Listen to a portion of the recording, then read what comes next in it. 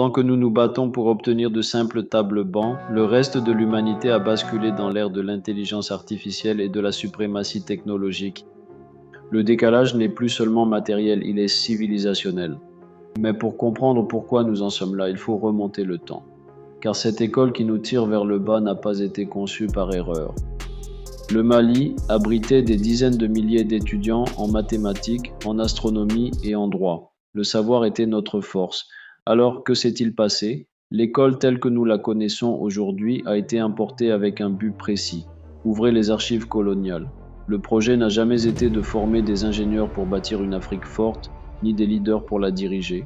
Le projet officiel était de former des auxiliaires, des commis de l'administration, des traducteurs et des subalternes dociles, capables de lire un ordre et de l'exécuter sans broncher. Aujourd'hui, les colons sont partis, mais le logiciel est resté. Nous envoyons nos enfants dans des classes surchargées pour apprendre par cœur l'histoire des autres, la littérature des autres et la géographie des autres. C'est un crime intellectuel. Nous formons des discoureurs capables de réciter de beaux poèmes, là où notre continent a urgemment besoin de bâtisseurs, d'agronomes, d'informaticiens et d'architectes. Pendant des décennies, on nous a vendu l'illusion absolue. Va à l'école, obtiens un diplôme et tu auras un travail de bureau garanti. Aujourd'hui, ce mensonge éclate au grand jour. Même en Occident, le système s'effondre.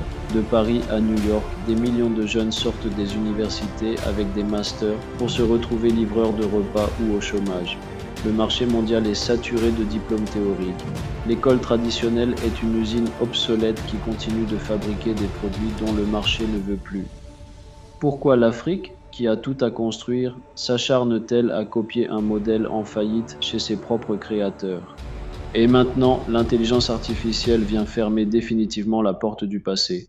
Les métiers administratifs, la comptabilité de base, la rédaction théorique, l'IA fait tout cela en quelques secondes.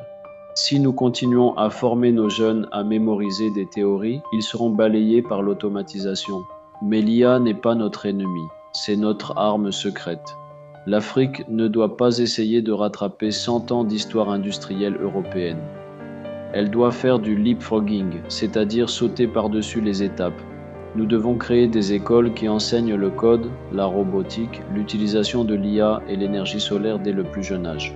Nous devons utiliser les outils du futur pour résoudre nos problèmes du présent. Et pour cela, il faut une volonté politique de faire. Aujourd'hui, la lumière vient de l'Alliance des États du Sahel, AES. Le Mali, le Burkina Faso et le Niger ont pris leur destin en main en rejetant le néocolonialisme militaire et monétaire. Mais attention, cette souveraineté restera fragile si elle ne s'accompagne